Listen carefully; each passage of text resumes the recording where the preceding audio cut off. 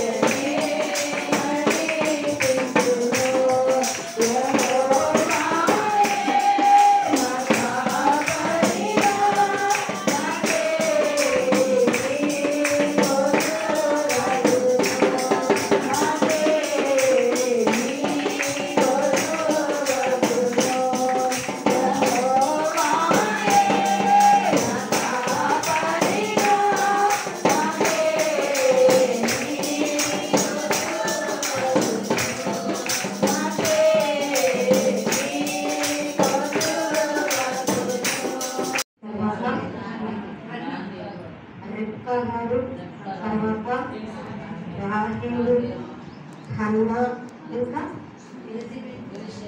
Elizabeth అమ్మగారు, మరి షులేమి గారు,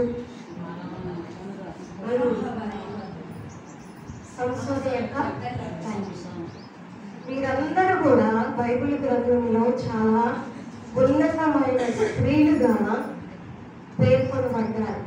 అయితే వీరందరూ ఒక సమస్యను అనుభవించారు. ఏంటి ఆ సమస్య అంటే, మరి శారమ్మ గారి గర్భము మృతతుల్యమైపోయింది. అంటే స్త్రీ ధర్మం ఉడిగిపోయింది. ఇంకా ఆమె గర్భానికి మరి సంతానోత్పత్తి చేసే అవకాశము, ఫలవంతమైన అవకాశము లేని పరిస్థితిని మనం గమనిస్తూ ఉన్నాం.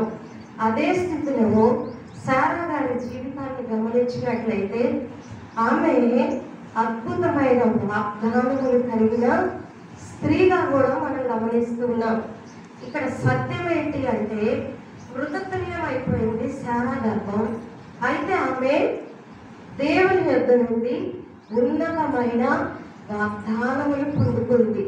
ఏంటి ఆ వాగ్దానం అంటే, ఆమెను దేవుడు ఆదికాండంలో 17వ అధ్యాయము మరి 15-16 కొన్ని వచనాలలో ఒక గొప్ప వాగ్దానాన్ని అబ్రహాము పక్షంగా, శారా గారి పక్షంగా చేసినట్టుగా మనం చూస్తూ ఉన్నాం. ఆదికాండము 17వ అధ్యాయం.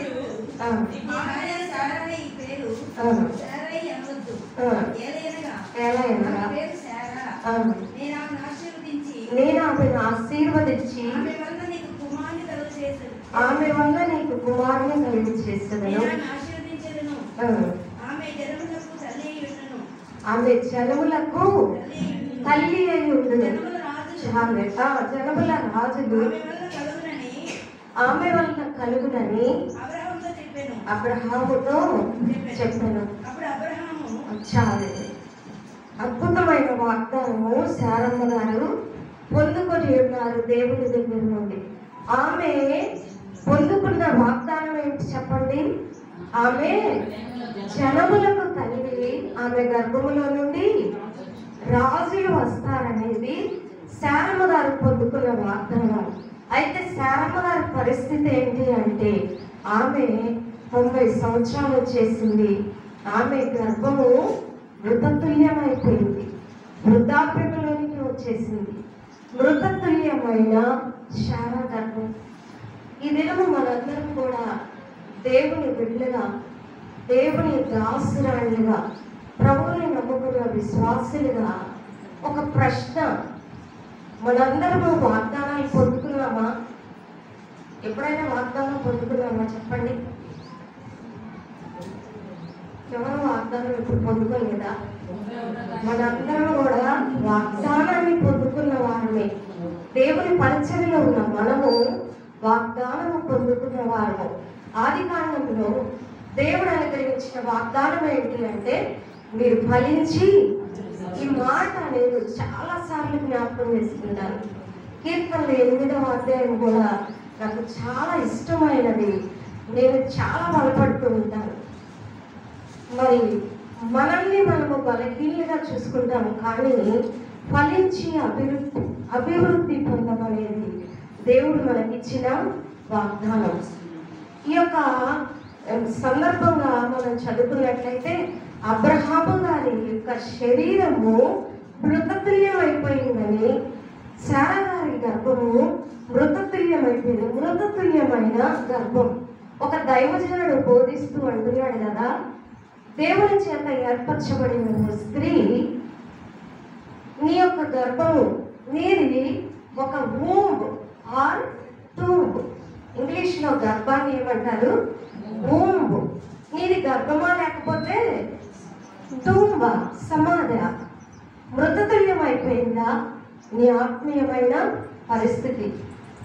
దేవుని బిడ్డగా మనము ఆత్మ సంబంధమైన మనసుతో దేవుని వాక్యమును ధ్యానము చేస్తూ ఉండగా, మృతతుల్యమైన గర్భాన్ని దేవుడు మన ముందు ఉంచుతూ ఉన్నారు. మృతతుల్యం అయిపోయిన గర్భము కలిగిన శారమ్మ గారు, అద్భుతమైన ఆశయం, నీవు లేచి నేను చూపించే స్థలానికి వెళ్ళు, నేను నీ సంతానాన్ని ఇసుకరేణువుల వలె, ఆకాశ నక్షత్రాల వలె నేను విస్తరింప చేస్తాను. నీ సంతానానికి ఆ యొక్క ప్రాంతాన్ని ఇస్తాను.